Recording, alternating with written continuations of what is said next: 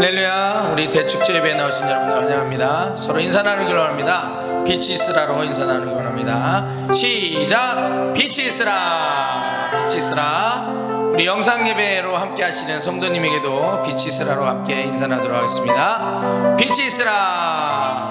아멘. 오늘 예배 가운데 성령님께서 큰 은혜가 임할 줄 믿습니다.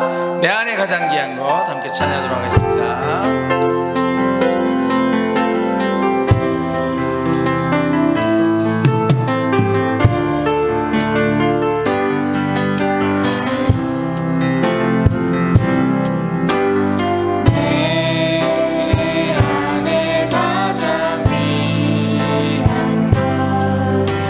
예수를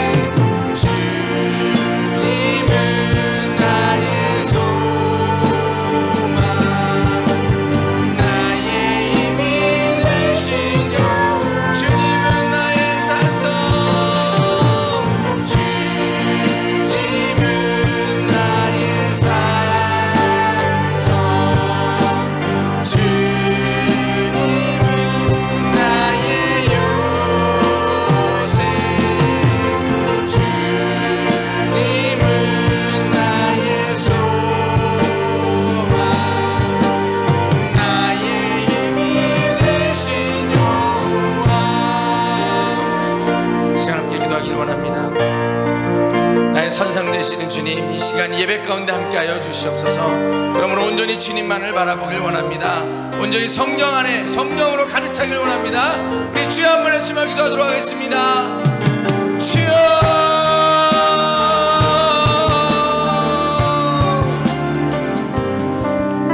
주님은 나의 산성이시며 요새시라고 분명히 말씀하셨습니다.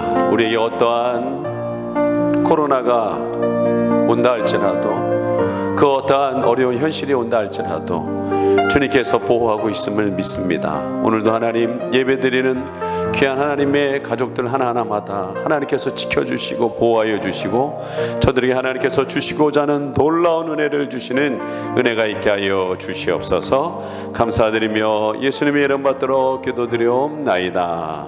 아멘. 사도신경으로 신앙 고백합니다. 전능하사 천지를 만드신 하나님 아버지를 내가 믿사오며 그의 아들 우리 주 예수 그리스도를 믿사오니 이는 성령으로 잉태하사 동정녀 마리아에게 나시고 본디오 빌라도에게 고난을 받으사 십자가에 못 박혀 죽으시고 장사한 지 사흘 만에 죽은 자 가운데에서 다시 살아나시며 하늘에 오르사 전능하신 하나님 우편에 앉아 계시다가 저리로서 산자와 죽은 자를 심판하러 오시니라. 성령을 믿사오며 거룩한 공예와 성도가 소릇하는 것과 죄를 사하여 주시는 것과 몸이 다시 사는 것과 영원히 사는 것을 믿사옵나이다. 아멘. 우리 찬송가 38장 함께 하나님께 찬양을 올려드리겠습니다.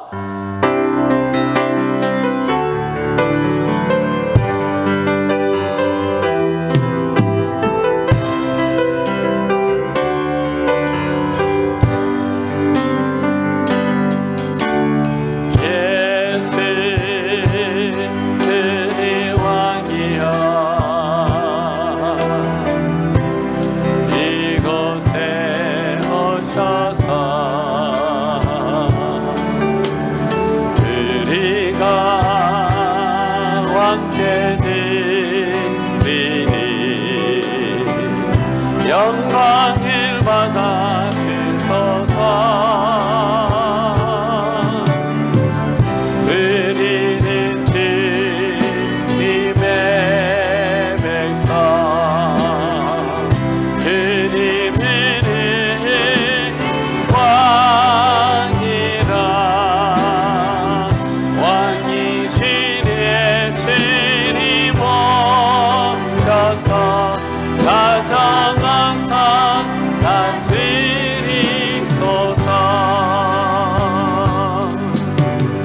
예수 우리 주시여 이곳에 오셔서 우리가 주께 찬양을 받아 주소서. 우리는 주님의 종들, 주님은 주시라. 주 대신에 주님 오셔서 이 찬양이 받아 주소서.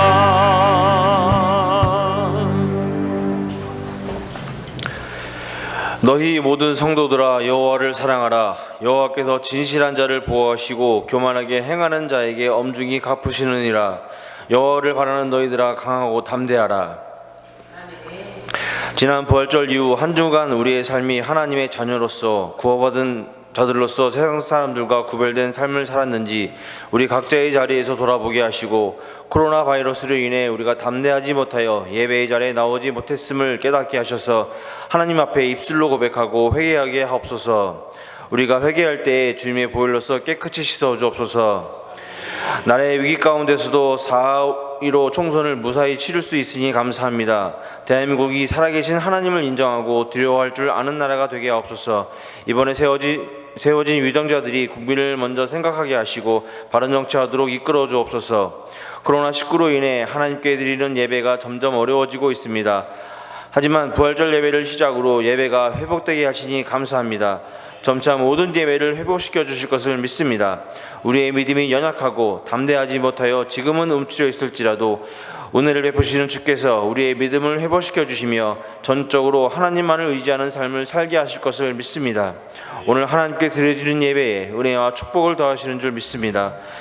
또한 여러 사정으로 영상으로 예배를 드릴 수밖에 없는 사람들에게도 은혜를 베풀어 주셔서 오늘 예배를 통해 듣게 되는 하나님의 말씀으로 우리의 영이 깨어나고 크게 깨닫는 축복을 내려주시고 담대함을 회복시켜 주옵소서.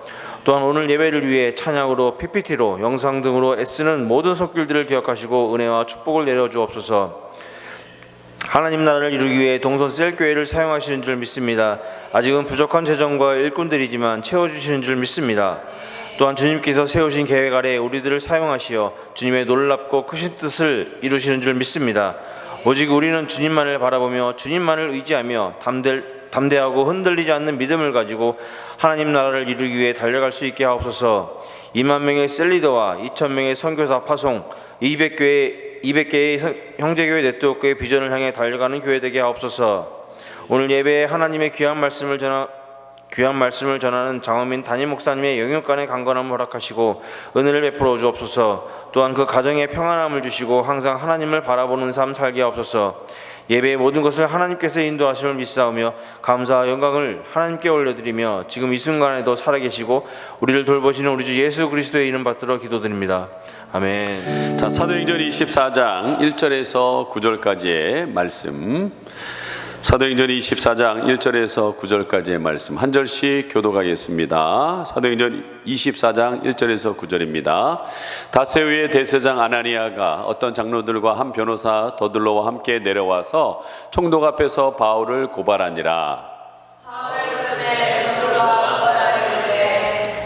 벨릭스 각하여, 우리가 당신을 힘입어 태평을 누리고 또 이 민족이 당신의 선견으로 말미암아 여러 가지로 개선된 것을 우리가 어느 모양으로나 어느 곳에서나 크게 감사하나이다.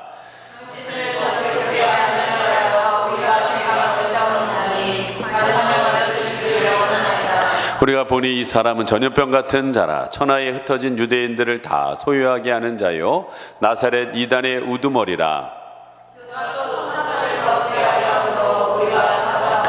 당신이 친히 그를 신문하시면 우리가 고발하는 이 모든 일을 아실 수 있나이다 하니 유대인들도 이에 참가하여 이 말이 옳다 주장하니라. 아멘. 오늘 그리스도인의 정체성이라는 제목을 가지고 말씀을 나눌까 합니다.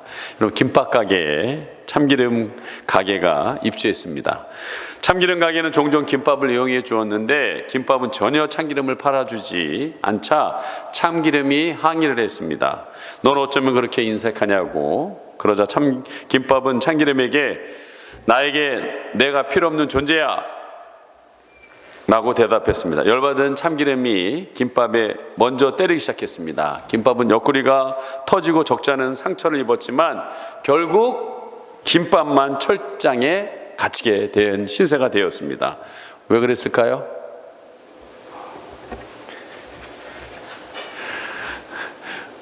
알아? 참기름이 고소해서. 참기름이 고소해서 고발해가지고 김밥이 감옥에 들어가게 됐습니다. 오늘 본문에 보면 바울 사도가 고소를 당한 이야기가 나와 있습니다. 우리 가정에서 굉장히 허무하게 예배를 느끼고 계신 것 같아요. 자, 예루살렘 대제사장과 장로들의 더들로는 이름의 법률가, 실제로 변호사에서는 1절에 변호사로 나와 있지만 실제로는 검사의 역할을 하는 사람입니다. 잘못을 드러내서 이렇게 형을 받도록 하게 하는 사람인데 그 사람을 고용해서 그를 오늘 고발하는 내용입니다. 오늘 본문은 그 가이사라 재판정에서 바울에 대한 고소와 응답을 보여주고 있습니다. 1절과 2절 말씀 우리 같이 한번 읽어보도록 하겠습니다. 시작. 다세우의 대제사장 아나니아가 어떤 장로들과 한 변호사 더들로와 함께 내려와서 총독 앞에서 바울을 고발하니라. 바울을 부르매 더들로가 고발하여 이르되 라고 얘기하고 있죠. 오늘 더둘로라는 이 변호사, 검사와 같은 역할을 하시는 분이 나옵니다. 지금 바울은 3차 전도 여행을 마치고 이제 예루살렘 교회에 지금까지 있었던 것을 보고하려고 왔습니다. 그리고 이방 교회들의 헌금을 전달하기 위해서도 왔습니다. 참 오랜만에 왔습니다. 그런데 사실은 이게 오랜만이 아니라 이것이 아마 마지막이 될 것입니다. 그러나 아시아에서 온 유대인들이 바울을 무고하게 고발함으로 인하여서 그는 예루살렘에서 체포되고 맙니다. 그리고 신문을 받습니다. 바울은 신문을 받는 중 그가 로마의 시민권을 가진 사람임을 밝혀서 최악의 고문은 당하지 않습니다. 그리고 그 과정에서 사도행전 23장에 보면 바울을 암살하지 않고서는 먹지도 자지도 않겠다는 사람들이 바울을 죽이려고 계획하고 있었습니다. 이 소식을 바울의 친척이 전해줌으로 인하여서 바울을 천부장이 로마 시민권자인 바울을 구하기 위해서 로마의 총독부가 있는 가이사랴로 어마어마한 병력을 이끌어서 그를 호송하는 것을 보게 됩니다. 오늘 그 로마의 총독부에서 2년가량을 옥중생활하게 됩니다. 오늘 본문은 예루살렘에서 고소자들이 도착한 후 가이사랴에서 진행된 바울의 재판의 내용이 여러분 펼쳐지고 있는 것을 보게 됩니다. 여기 그들은 바울을 애매하게 고발하고 있지만 그 고소의 내용은 역설적으로 여러분 재판 과정에서 바울이 어떤 사람인가를 드러내고 있다는 겁니다. 우리는 오늘 이 재판석상에서 바울의 모습을 통해 참 그리스도인의 정체성을 살펴보고자 합니다. 보통 보면은 재판 과정에서 천한 줄 알았더니 이 사람 참 못된 사람이었구나, 그런 것들이 많이 드러나잖아요. 그러면 우리 바울은 이 재판정에서 어떤 사람인가, 오늘 그리스도의 정체성을 살펴봅니다. 첫째는 복음의 영향력을 확신하는 사람이었다라는 거예요. 바울에 대한 첫째 여러분 고소 제목이 뭡니까? 5절 같이 한번 읽어보겠습니다. 시작. 우리가 보니 이 사람은 전염병 같은 자라 천하에 흩어진 유대인을 다 소유하게 하는 자요 나사렛 이단의 우두머리라 라고 말하고 있습니다. 자, 여기서 여기 우리가 요즘 관심 있는 구절이 나오죠. 예, 뭡니까? 전염병이라고 나옵니다. 예, 소유케 하는 자. 예. 이 표현에 주목되고 있습니다. 여기에 전염병은 본래 코로나19 같은 질병을 의미하는 말입니다. 감염 속도가 굉장히 빠릅니다. 이런 표현은 역설적으로 바울이 전한 복음이 당시 세상을 얼마나 급속하게 퍼뜨렸고 전염시켰는지 그것을 가르쳐주고 있다는, 천하를 흩어진 유대인들을 다 소유케 했다는 거예요. 흩어져 있는 유대인들을 다 전염시키고 있다는 거예요. 바울이 전한 복음이 당시 세상에 흩어진 이 유대인들 사이에 얼마나 강력하게 역사하고 있었는지를 볼 수 있는 대목입니다. 결국 이런 유대인들의 영향력을 두려워하여서 기존에 있는 이 정통 지도자들은 그의 목숨을 해치고자 했습니다. 여러분, 복음이 진리라면 진리는 인간을 자유하게 하고 인간을 변화시키는 능력이 있습니다. 오늘 예수님도 우리에게 뭐라고 했어요? 진리를 알지니 진리가 너희를 자유케 한다고 분명히 말하고 있습니다. 여러분, 바울이 전한 복음이 진리였다면 그 진리가 유대인 사회를 격동시키고 변화시키고 그 다음에 그들을 회심시키는 것은 너무나 당연한 일이었다라는 거예요. 그러면 오늘 이 기독교가 세상에 영향 끼치지 못하고 변화의 능력이 나타나지 못하면 우리는 어떻게 설명해야 되냐는 거죠. 저는 오늘 기독교가 참된 복음을 알지 못하거나 전하지 않거나 아니면 참된 복음을 알되 그 복음을 전하지 못하는 비겁한 침묵 속에 안주하든지 이 둘 중에 하나라고 봅니다. 오늘 우리에게 주어진 복음이 1세기 성도들에게 주어진 복음과 동일한 복음을 말하면 이제 우리는 다시 복음의 감격을 회복해야 된다는 거예요. 그리고 이 복음을 전해야 한다는 거죠. 그리고 우리는 다시 이 전염병처럼 이 복음을 우리 사회 모든 구석구석에 퍼뜨리는 역사를 여러분 경험해야 된다는 거예요. 그리고 이 복음에 인한 거룩한 소요가 일어나기를 간절히 소망합니다.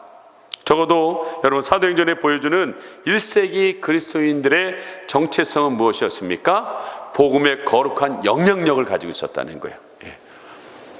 파도쳤다는 거예요. 영향이 있었다는 겁니다. 세상을 뒤흔들었다고 그랬어요.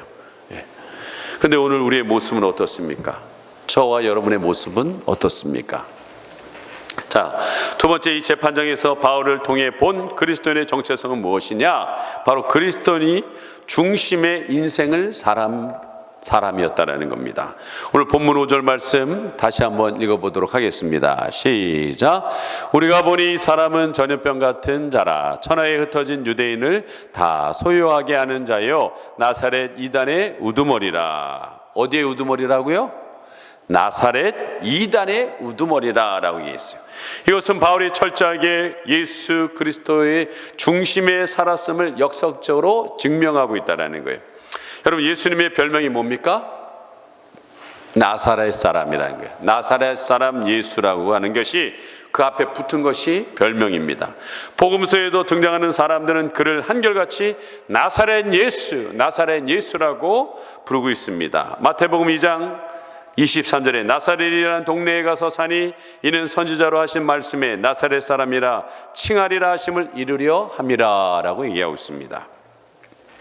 자, 나사렛 예수 이단의 우두머리라. 그런데 이 나사렛으로부터 여러분이라고 말했을까? 왜 나사렛이라고 말했을까요? 어떤 학자는요, 요한복음 1장에 보면 46절에 나사렛에서 무슨 선한 것이 날 수 있느냐라고 뭐하고 있어요? 비꼬고 있지요. 뭐 선한 것이 나오겠어 하면서 부정적인 표현을 사용합니다. 그러나 여러분, 류모세라는 선교사님이 열린다 성경에 보면은 나사렛이라는 단어는 바로 메시아 곧 그리스도를 의미하고 있다라는 거예요. 원래 나사렛이 히브리어로 나즈라트라는 말인데 올리브 나무의 뿌리에서 나온 가지인데 이 네체르에서 온 말이 메시아를 의미하고 있다라는 거예요. 그래서 여러분, 그런지 예수님을 소개할 때마다 이 표현을 굉장히 많이 했습니다. 사도행전만 해도 그렇습니다. 사도행전 2장 22절 이스라엘 사람들아 이 말을 들으라. 너희도 아는 바와 같이 하나님께서 나사렛 예수로 큰 권능과 기사와 표적을 너희 가운데 베푸사 너희 앞에서 그를 증언하셨느니라 라고 그랬어요. 이거 한번 같이 한번 읽어볼까요? 사도행전 10장 38절 10장 38절 같이 읽습니다. 시작. 하나님이 나사렛 예수에게 성령과 능력을 기름 붓듯 하셨음에 그가 두루 다니시며 선한 일을 행하시고 마귀에게 눌린 모든 사람을 고치셨으니 이는 하나님이 함께 하셨습니다. 오늘 나사렛 예수에게 뭘 주셨다고요? 성령과 능력을 부어주셨다는 거예요. 바울은 철저하게 예수 그리스도를 위해 사람이었다는 것이 여러분 오늘 보여주고 있습니다. 그래서 이 더둘러라는 이 변호사가 바울을 그렇게 고소한 것입니다. 나사렛 이단의 머리라고, 우두머리라고. 자, 어떤 분은 그리스도인이 그리스도를 높이고 그리스도를 증거하는 것은 당연한 일 아니겠느냐 하실 수 있습니다.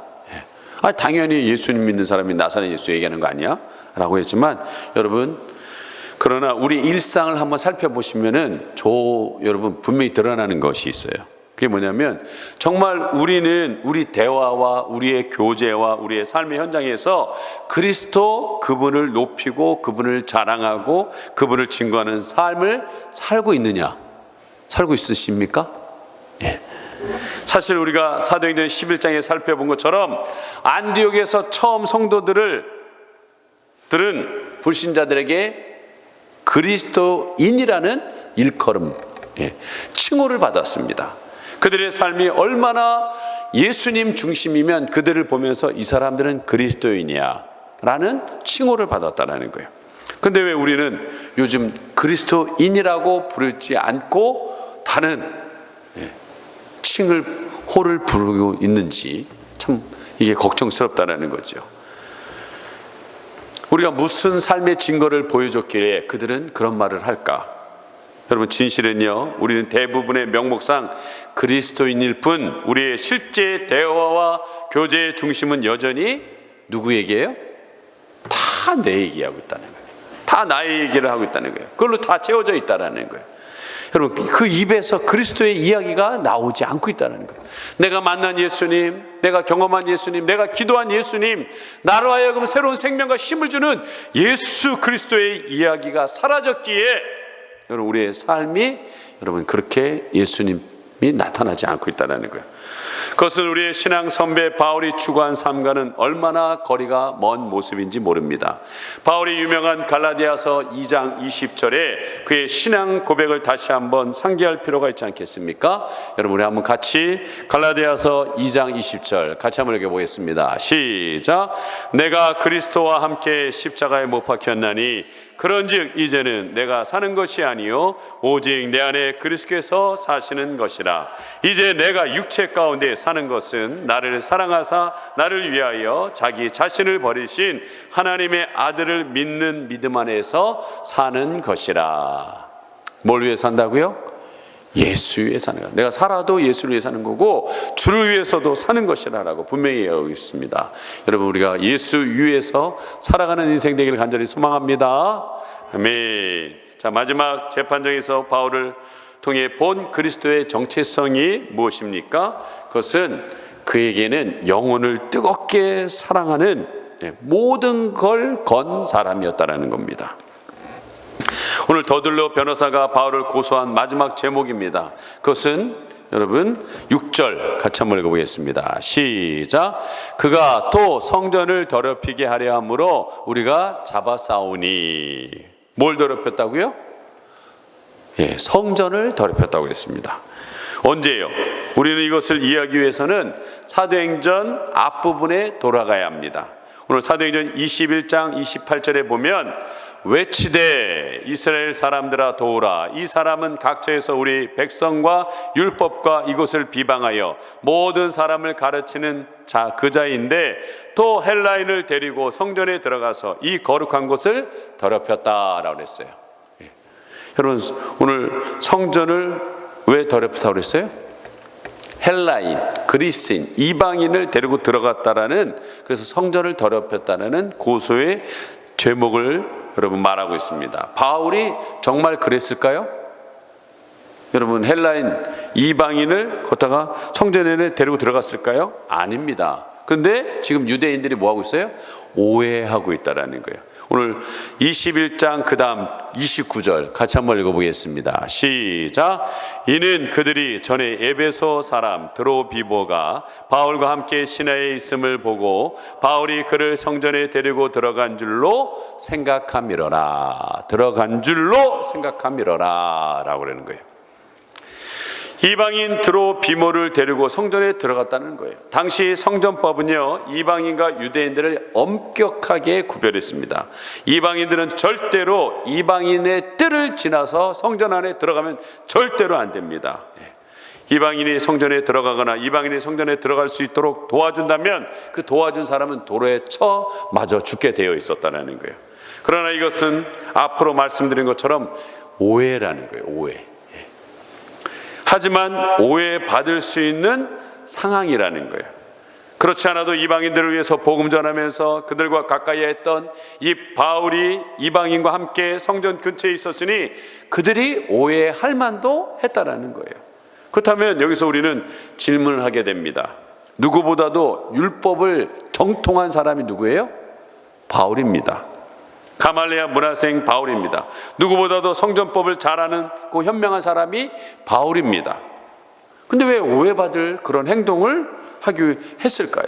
왜 드로비모를 성전 근처까지 가서 왜 어정쩡하게 있다가 그렇게 걸리냐고요. 그것은요, 예배소에서 자신을 돕기 위해서 예루살렘까지 동행한 이 예배소 출신의 이방인 신자 드로비모에게 바울은 가능한 이 거룩한 도시의 역사와 지리와 특별히 예수님과 관련된 모든 것들을 설명해 주고 싶었어요. 그 영혼을 여러분 친절하게 가이드해 주고 싶었습니다. 그렇습니다. 이 왜 그랬을까요? 드로비모를 향한 사랑, 그 한 영혼을 향한 바울의 사랑이 있었기 때문에 그러는 거예요.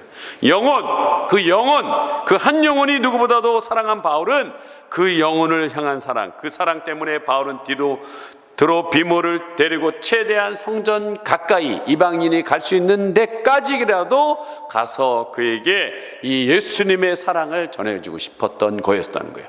근데 그것이 오해를 받아서 이방인을 성전 안까지 집어넣었다는, 오해받아서 성전을 더럽혔다는 마음으로 누명을 씌워서 오늘 어려움을 당하게 됐습니다.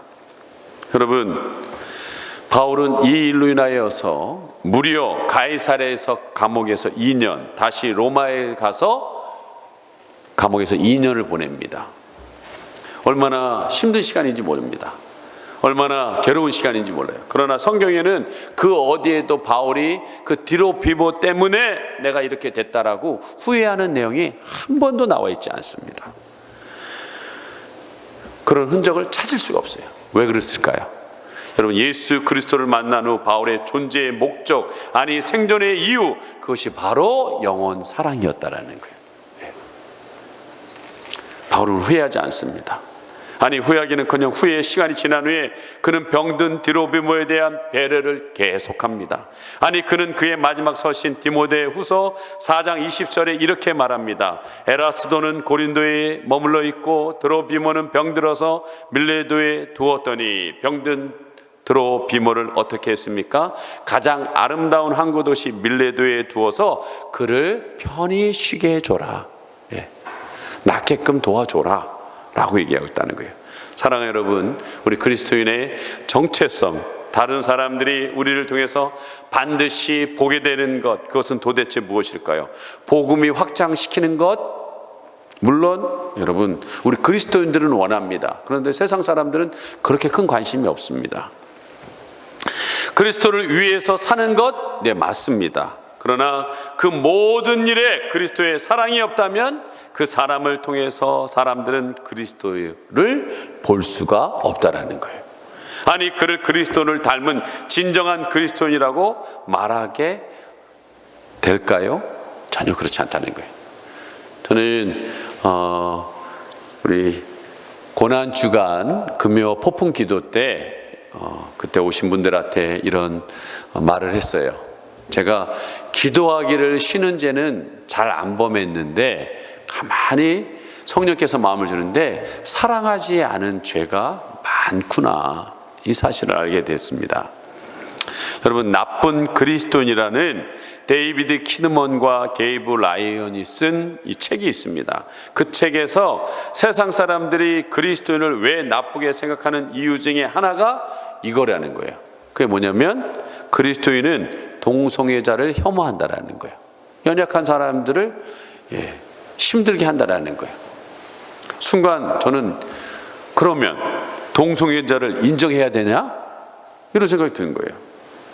도대체 이 사람이 이야기하고자 하는 것이 뭘까?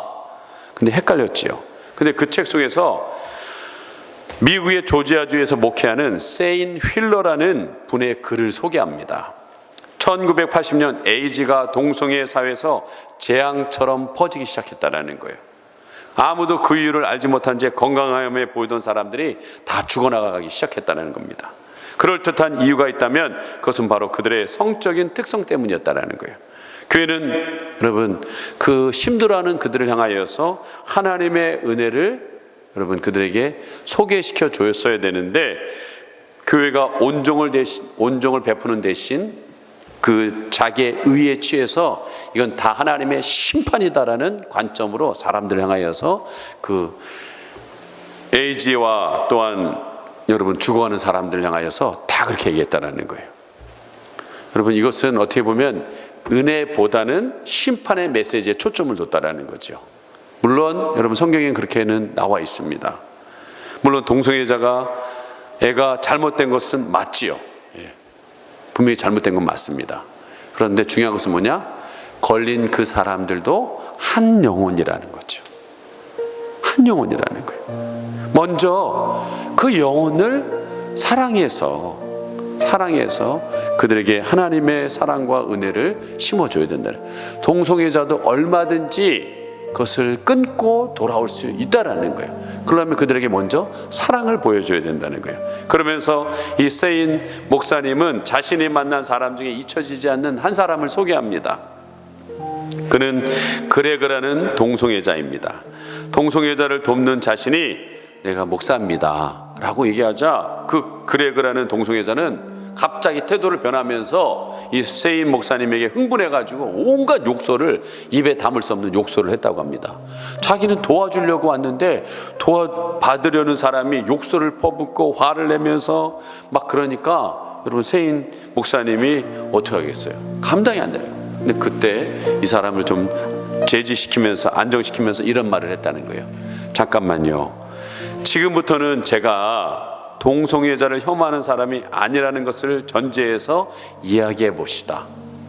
저도 당신이 도착자라는 식으로 생각하지 않겠습니다. 좋습니다. 여러분, 우리가 선입견을만 의존하다 보면 서로를 사랑하기가 힘들지 않겠습니까? 그러자 흥분했던 그 동성애자가 안장을 취하면서 그 눈에서 눈물이 쭉 흐르면서 이렇게 말하더라는 거예요. 당신은 정말 그리스도인입니까? 라고 물어보더라는 거예요. 여러분, 만일 우리가 이 세인 목사님처럼 그리고 바울 사도처럼 복음의 감격을 회복하여서 복음의 주인이신 그리스도를 높이기 시작한다면, 그리고 우리 곁에 다가오는 한 영혼, 그 한 영혼을 참으로 사랑하기 시작한다면, 여러분, 우리가 바울이 경험한 그리고 세인 목사님이 갈망한 세상의 변화의 드라마는 바로 오늘 우리가 여기서 경험하는 오늘의 사도행전적인 여러분 드라마가 펼쳐질 거라고 믿습니다. 근데 문제는 이것입니다. 오늘 여러분과 저는 어떤 그리스도인으로 오늘이라는 시간을 살고 계시는지요? 여러분은 여러분의 삶의 현장에서 결코 숨길 수 없는 거룩한 영향력을 가지고 계십니까? 여러분은 참으로 여러분이 그리스도인인 것을 드러내고 계십니까? 여러분은 누군가를 참으로 사랑하기 위해서 오늘도 살아가고 있냐고 여러분 묻기를 원합니다. 이 시간에 우리 함께 하나님 아버지의 마음, 그 마음이 우리 안에서 회복함으로 인하여서 정말 그 동성애자가 모든 선입견을 내려놓고 그 영혼을 사랑하려고 하는 세인 목사님의 그 행동과 말을 통해서 하나님의 눈물을 본 것처럼 우리도 여러분 하나님의 그 눈물을 회복하기를 간절히 소망하면서 찬양하고 기도하도록 하겠습니다.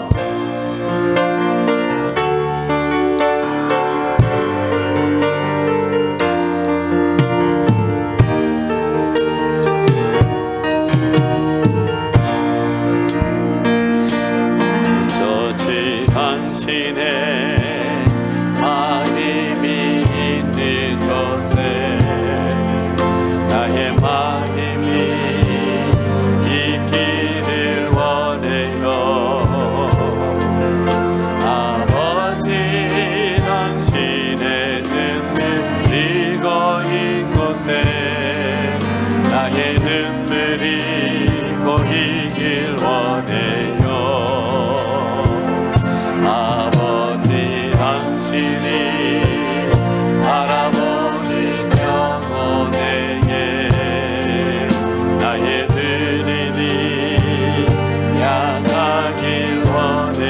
아버지 당신이 울고 있는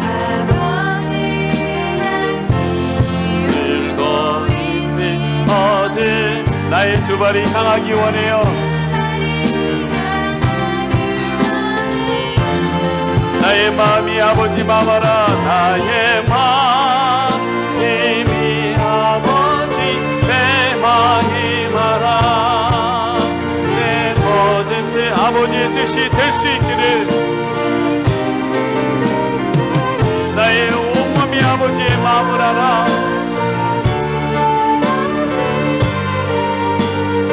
내 모든 삶 당신의 삶 되기를. 나의 마음이 아버지의 마음을 알아.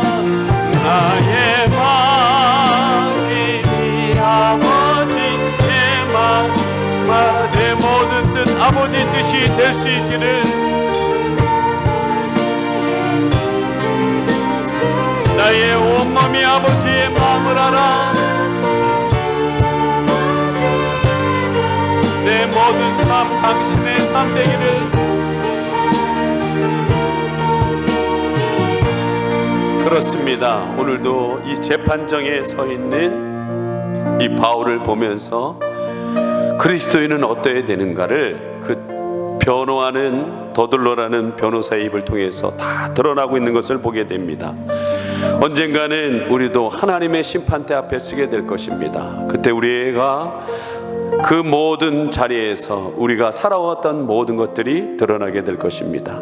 하나님, 우리가 바울처럼 복음의 영향력을 갖고 있는, 확신을 갖고 있는 자 되게 하여 주시옵소서. 너무 나의 이야기, 나의 삶의 이야기만 있고 예수님과 살았던 이야기가 전혀 없는 나의 삶이 되지 않도록 도와주시기를 원합니다. 또한 나의 삶의 중심에 그리스도인, 이 사람은 나사렛 이단의 우두머리란 것처럼, 나사렛 예수를 따르는 우두머리라고 하는 인정을 받았던 것처럼 우리의 삶의 중심에 예수님이 주인 되기를 원합니다. 그러나 그 무엇보다도 우리가 영혼을 사랑하는 마음이 있는가, 내 기준으로 모든 사람들을 다 판단하고 정죄하고 힘들게 하지는 않고 있는가, 하나님 뒤돌아보게 하여 주시옵소서. 세인 목사님처럼 자신의 선입견을 내려놓고 하나님의 마음으로 다가가서 그에게 하나님의 눈물이 회복할 수 있도록 하나님 나의 삶을 사용하여 주시옵소서. 오늘 이 시간 함께 우리 주여 한번 보고 말씀을 생각하면서 함께 기도하겠습니다. 주여. 우리 찬송가 304장 부르시면서 준비한 예물 하나님께 올려드리겠습니다. 말로 다 할 수 없는 그 하나님의 사랑이 우리를 덮듯이 우리도 그 사랑의 통로가 되기를 원합니다.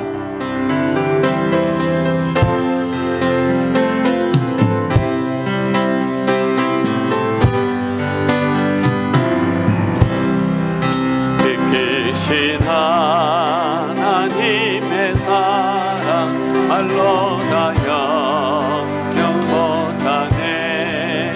더럽고 넓은 별을 넘어 이 낮고 낮은 땅 위에 내 몸 안녕 건강하렴.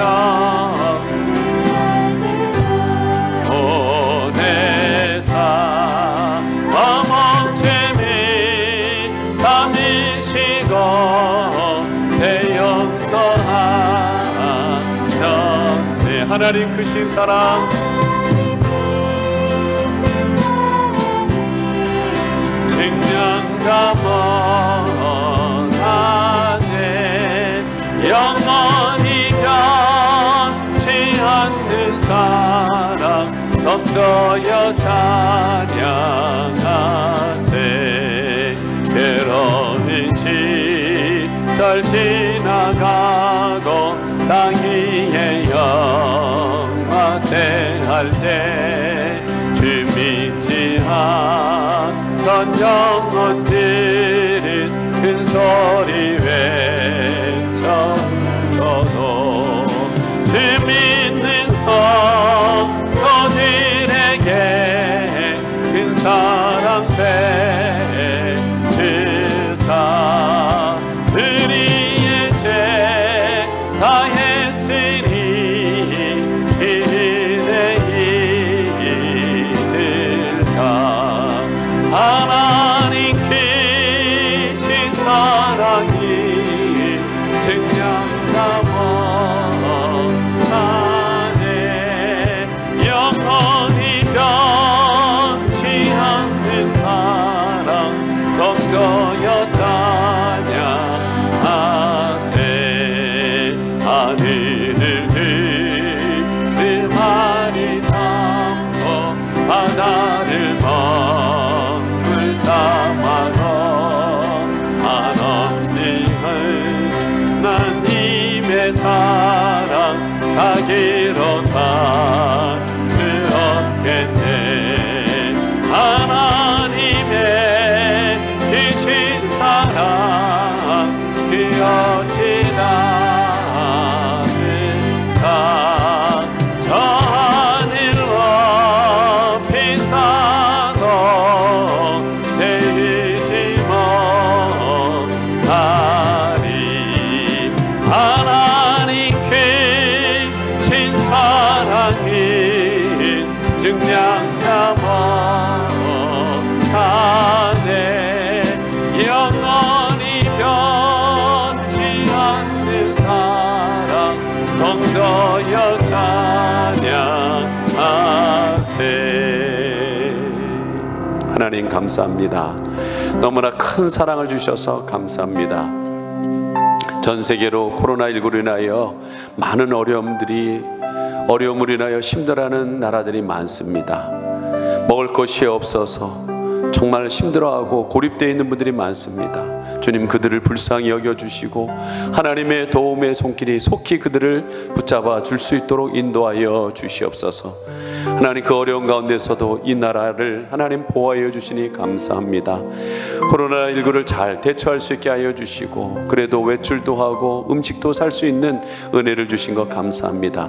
너무나도 하나님, 감사함이 하나님의 뜻이라고 했는데 우리의 마음에 너무나 불평과 원망이 많았던 것을 회개합니다.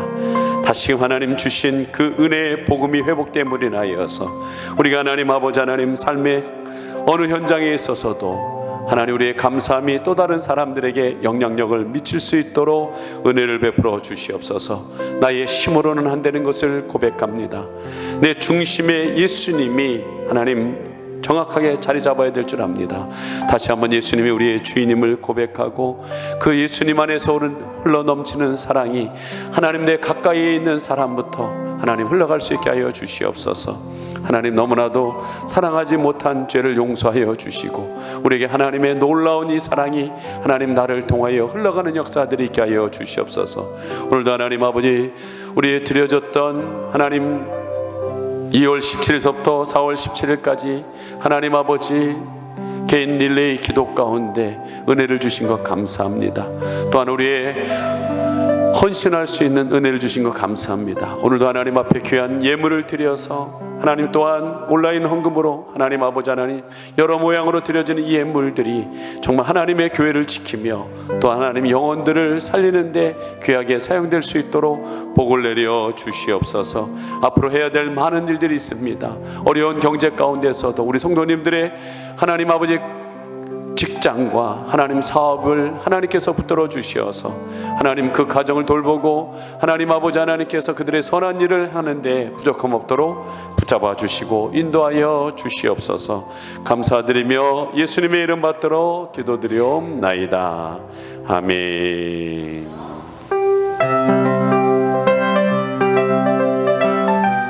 오늘 저희 교회를 찾아주신 여러분을 예수님의 이름으로 환영합니다. 동선 셀교회와의 만남이 일생 최고의 만남이 되시기를 축복합니다. 예배 3부제. 코로나19 사태로 국가정책에 따라 사회적 거리를 유지하면서 예배를 드리기 위해 예배 3부제를 실시합니다. 9시, 11시, 2시에 각 셀별로 워킹스루를 지난 예배를 드리도록 하겠습니다. 개인 릴레이 기도회. 코로나19 가운데 하나님의 손이 역사하시도록 새벽, 아침, 점심, 저녁에 성전에 나오셔서 기도해 주신 모든 분들께 감사드립니다. 이제 코로나도 서서히 종식되어 감에 주님께 감사드리며 예배가 회복되고 있습니다. 수요 오전 예배. 한 주 삶의 중간 다리와 같은 수요 오전 예배가 수요일 오전 11시에 본당에서 드립니다. 어린이 주일. 우리 교회의 희망인 어린이들을 위한 어린이 주일이 5월 첫째 주에 있습니다. 5월과 함께 각 부서별 예배가 온전히 회복되도록 기도해 주시기 바랍니다. 교회 설립 9주년. 죽은 영혼 살리고 잠자는 영혼을 깨우며 병든 영혼을 치료하는 교회라는 표어 아래 2011년 5월 20일에 설립된 교회가 벌써 9주년이 되어가고 있습니다. 유튜브 영상 예배, 유튜브 동선 셀교회를 검색해 주세요. 예배에 참석하기 어려운 분들은 영상 예배를 들으시기 바랍니다. 필요하신 분은 연락 주시기 바랍니다. 이제 우리 다 같이 일어나셔서 세상을 향하여서 여러분을 파송하도록 하겠습니다.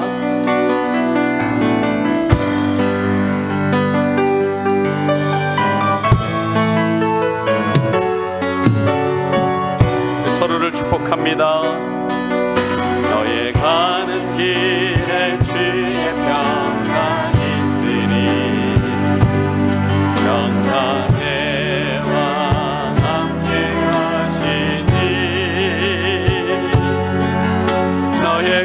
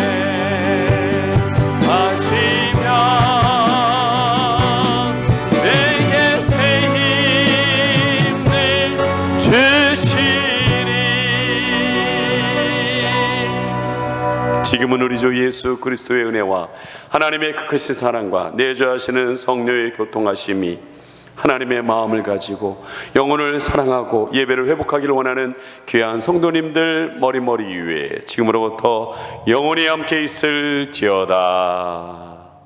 아멘.